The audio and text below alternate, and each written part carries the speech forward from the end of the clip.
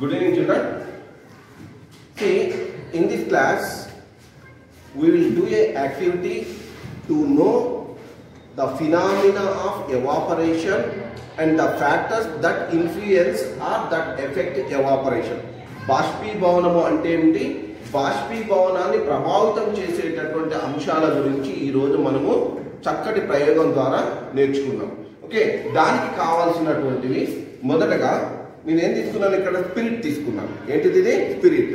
ఓకేనా? మీ అందరు చూడండి, ఒక ల్యాబ్ యాక్టివిటీ చేస్తున్న చిన్న యాక్టివిటీ. ఎవరైనా ఒక రండి నా దగ్గరికి. How do you feel? How do you feel? You to come to me.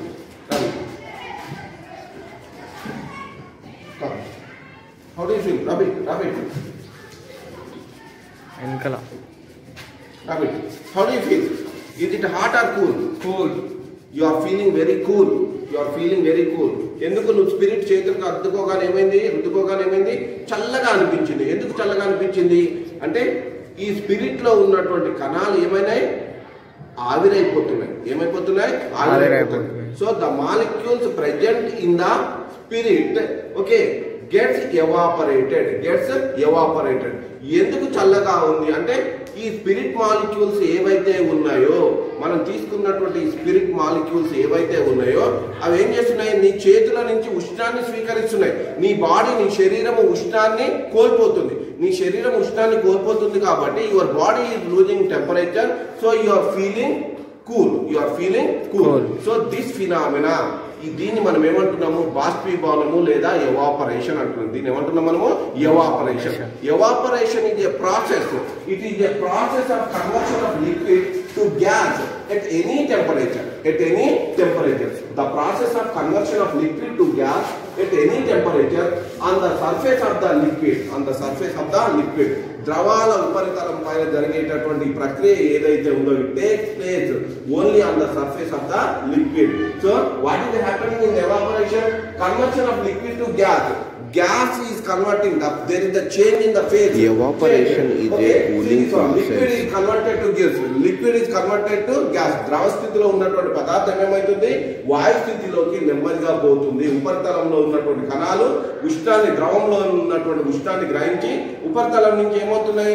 వాయు రూపంలోనికి మారిపోతున్నాయి. They are changing into gaseous phase. So this phenomenon is known as evaporation. The process of conversion of liquid to gas at any temperature. So ఏ ఉష్ణోగ్రత వద్దనైనా జరగవచ్చు. ఇది అర్థమవుతుందా? 5 డిగ్రీల వద్దైనా జరగవచ్చు, 10 డిగ్రీల వద్దైనా జరగవచ్చు, 20 డిగ్రీల వద్దైనా జరగవచ్చు. ఇప్పుడు నదుల్లో ఉన్నటువంటి నీళ్లు ఆవిరైపోతాయి. మనం బట్టలు బయట ఆరేస్తాము.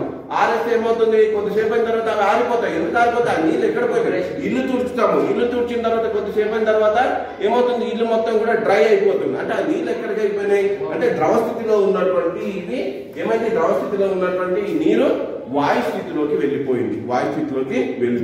సో ఈ ఫినామినాని మనం ఏమంటున్నాం? This phenomena is known as evaporation. So evaporation, what are the factors that influence evaporation? Factors affecting evaporation. First one, temperature. What is the first one? Temperature. See this one here.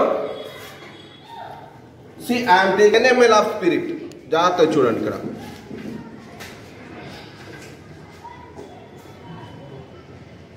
ఇక్కడ 10 ml spirit తీసుకున్నాను. జాగ్రత్తగా చూడండి. 10 ml spirit తీసుకుని ఏం చేశాను? China dish లో పెట్టాను. ఓకేనా? అక్కడ ఎండకు పెట్టి బాబోది. అక్కడ I have taken 10 ml spirit and kept in near the window, okay, under the sun. సూర్యరశ్మి సమక్షంలో నేను ఏం చేశాను? తీసుకున్నటువంటి చైనా డిష్ ని నేను అక్కడ పెట్టాను. Just let us wait for 2 or 3 minutes. రెండు వెయిట్ చేద్దాం. taken 10 ml spirit and I kept it hot sun, okay, under hot sun. See, now I am measuring after 5 minutes. I am measuring the volume of the spirit after 5 minutes.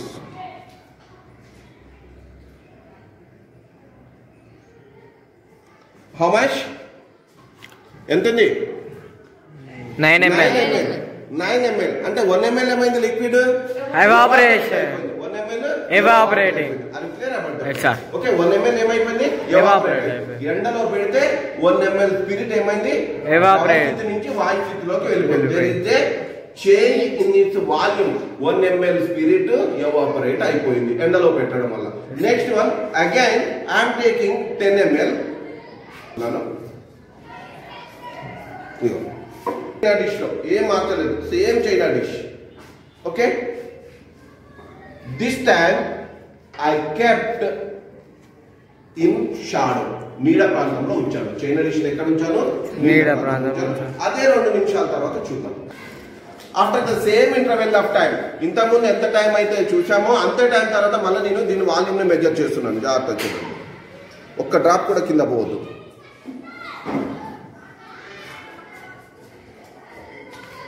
ఎంత ఉంది చూడండి, ఎంత ఉంది? Just 10 ml కంటే కొంచెం తగ్గింది, అవునా? అంటే 10 ml కంటే అంటే 9.9 ml, 9.9 ml అంటే 0.1 ml స్పిరిట్ మాత్రమే ఎవాపరేట్ అయిపోయింది. ఎండలో పెడితేనేమో 1 ml తగ్గిపోయింది. అర్థమవుతుందా? 1 ml తగ్గిపోయింది ఇక్కడ. అంటే ఇక్కడ 0.1 ml మాత్రమే తగ్గింది. నీడలో ఉన్నప్పుడు 0.1 ml మాత్రమే తగ్గింది. కాబట్టి సో టెంపరేచర్ తో పాటు temperature rises, rate of evaporation, ఉష్ణోగ్రత పెరిగితే బాష్పీభవనం కూడా పెరుగుతుంది. ఎండాకాలంలో తొందరగా నీరు ఆవిరైపోతుంది, మనం చూస్తూనే ఉంటాము, అవునా? So as the temperature rises the evaporation process also increases. అర్థమవుతుందా ఈ చిన్న ఎక్స్పెరిమెంట్ ద్వారా? Next one, what is the second one? Surface area. Surface area అంటే ఆ ద్రవము ఉంచబడినటువంటి ఉపరితల వైశాల్యం, సర్ఫేస్ ఏరియా. చూద్దాం, ఇక్కడ చూడండి, నేను ఏం చేస్తున్నాను, ఇక్కడ 10 ml తీసుకున్నాను. 10 ml చూడండి, I have taken 10 ml of spirit, I kept inside the beaker. Next one, I have taken, this time also I have taken 10 ml. First చిన్న బీకర్ లో కూడా 10 ml తీసుకున్నాను, ఇప్పుడు కూడా 10 ml తీసుకున్నాను. అయితే ఇప్పుడు యూ అబ్జర్వ్ దిస్ కేర్ఫుల్లీ.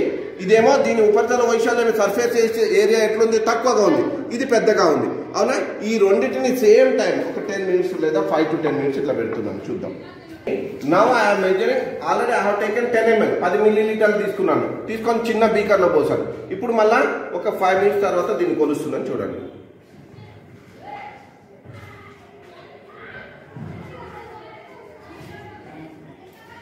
ఎంత ఉంది? 9. ఎంత? 9.5 అంటే ఎంత తగ్గిందిరా? 0.5 ml తగ్గింది. 0.5 ml తగ్గింది. నెక్స్ట్ ఇప్పుడు దీన్ని ఇందులో పోసేస్తున్నాను. ఇప్పుడు దీంట్లో కూడా 10 ml తీసుకున్నాను. దీంట్లో కూడా ఎంత తీసుకున్నాను? 10 ml. సో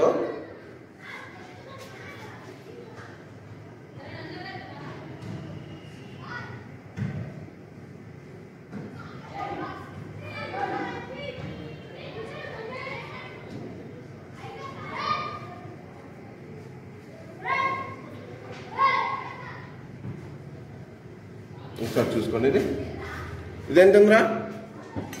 9.2, 9.4. ఎంత ఉంది? 9.4. ఎంత ml? 9.4. అర్థమవుతుందా? అంటే ఎంత తగ్గింది?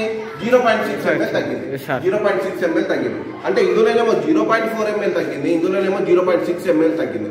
అంటే సర్ఫేస్ ఏరియా ఎక్కువగా ఉండడం వల్ల ఏమైంది? ఎక్కువ స్పిరిట్ ఎవాపరేట్ అయింది. కాబట్టి ఇక్కడ మనం ఏం చెప్పుకోవచ్చు? What we can say, surface area, as the surface area increases, the rate of evaporation increases. Surface area పెరిగినట్లయితే ఎవాపరేషన్ కూడా పెరుగుతుంది. సింపుల్ ఎగ్జాంపుల్ చెప్తాను, దీనికి day to day life example, మనం చూసేటటువంటి ఎగ్జాంపుల్. మనం ఇంట్లో బట్టలు ఉన్నారా, బట్టలు ముద్దగా వేసినాం అనుకో తొందరగా ఆరదు. అదే ఇట్లా విడదీసేసామనుకో తొందరగా ఆరిపోతాయి. ఆరిపోవా?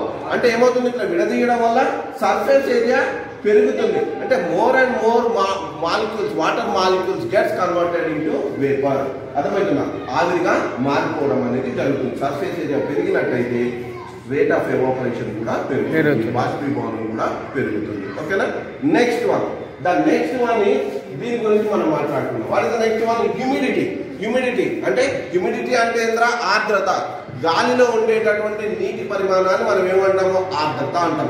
The amount of water vapour present in the atmosphere is known as humidity. ఓకేనా? హ్యూమిడిటీ పెరిగింది అనుకో రేట్ ఆఫ్ ఎవాపరేషన్ ఏమవుతుంది? తగ్గుతుంది. రేట్ ఆఫ్ ఎవాపరేషన్ తగ్గుతుంది. అందుకే మనకి వర్షాకాలంలో బట్టలు ఆరేస్తే బట్టలు తొందరగా ఆరు. చూడండి, వర్షాకాలంలో బట్టలు ఆరేస్తే తొందరగా ఆరు. ఎందుకు? వాతావరణంలో హ్యూమిడిటీ ఎక్కువగా ఉంటుంది, అంటే నీటి ఆవిరి ఎక్కువగా ఉంటుంది. కాబట్టి రేట్ ఆఫ్ ఎవాపరేషన్ తక్కువగా ఉంటుంది. The last one is wind speed. ఏంటంటే విండ్ స్పీడ్. ఇప్పుడు దీనికోసం నేను ఏం చేస్తున్నానంటే ఐఎమ్ టేకింగ్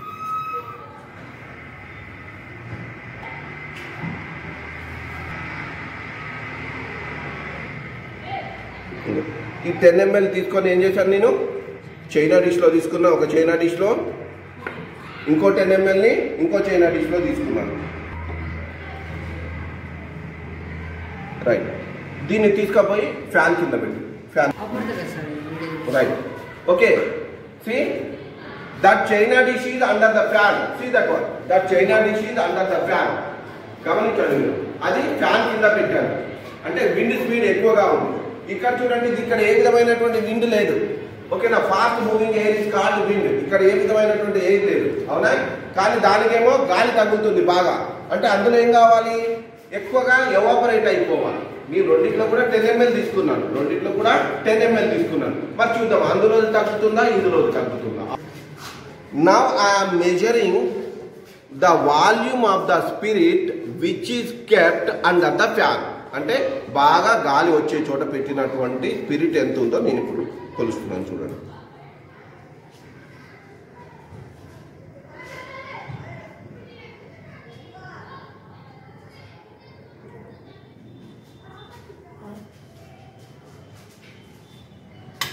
ఎంత ఉంది చూడండి, ఇక్కడ 9 ఉంది. ఎంత ఉంది? 9. అంటే 1 ml ఏమైంది, ఎవాపరేట్ అయిపోయింది. ఫ్యాన్ కింద పెట్టడం వల్ల 1 ml ఎవాపరేట్ అయిపోయింది. లేదు, దీన్ని కొలుద్దాం మనం. సారీ, కొంచెం కింద పోయింది.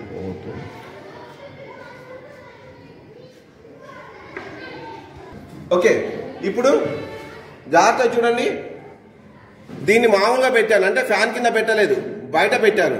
అంటే ఇందులో తక్కువగా స్పిరిట్ ఎవాపరేట్ అయిపోయింది. ఫ్యాన్ కింద పెట్టిందేమో ఎక్కువగా ఎవాపరేట్ అయింది, ఫ్యాన్ లేనటువంటి చోట ఏమో తక్కువగా స్పిరిట్ ఎవాపరేట్ అయిపోయింది. So with this what can we say, wind speed, as the wind speed increases rate of evaporation increases. Fan కింద పెట్టినటువంటి ఆ స్పిరిట్ తొందరగా ఎవాపరేట్ అయిపోయింది. అందుకే మనం ఇంట్లో బట్టలు ఆరేసేసి ఫ్యాన్ ఇచ్చినాం అనుకో, ఏమవుతుంది, బట్టలు తొందరగా ఆరుతాయి. ఎందుకు, ఫ్యాన్ తిరుగుతుందంటే విండ్ స్పీడ్ పెరుగుతుందనే కదా, కాబట్టి బట్టలు తొందరగా ఆరుతాయి. So this is what is meant by evaporation and what are the factors that influence evaporation. Okay, with a simple experiment, చిన్న ఎక్స్పెరిమెంట్ ద్వారా మీకు మన డే టు డే లైఫ్, ఇందులోనే కాదు మన డే టు డే లైఫ్ లో కూడా మనం చూసుకోవచ్చు. బట్టలు మనం ఇల్లు తుడుస్తాం, ఇల్లు తుడిస్తే నీళ్ళు ఎక్కడికి పోతున్నాయి అంటే లిక్విడ్ స్టేట్ లో ఉన్నటువంటి, ద్రవ స్థితిలో ఉన్నటువంటి వాయు స్థితిలోకి మారిపోతున్నాయి. ఎక్కడ జరుగుతున్నది, ఎట్ ఎనీ టెంపరేచర్, ఏ ఉష్ణోగ్రత వద్దైనా జరగవచ్చు. అర్థమవుతుంది, ఎండ ఎక్కువగా ఉన్నప్పుడు జరుగుతుంది, తక్కువగా ఉన్నప్పుడు జరుగుతుంది. బకెట్లో నీళ్లు పెట్టేసి బయట పెట్టండి, ఒక 2 రోజుల తర్వాత వాటర్ తగ్గుతుంది, లెవెల్ తగ్గుతుంది. ఎందుకు, ఆ నీళ్ళు ఎక్కడ పోయినాయి, ఎవాపరేట్ అయిపోయినాయి. అంటే లిక్విడ్ స్టేజ్ గ్యాసెస్ స్టేజ్ గా మారిపోవడాన్ని, గ్యాసెస్ స్టేజ్ లోకి మారిపోవడాన్ని మనం ఏమంటాం, ఎవాపరేషన్ అంటాం. ఏమంటాము, evaporation. Okay, those are the 4 factors that influence rate of evaporation. Okay, right, thank you.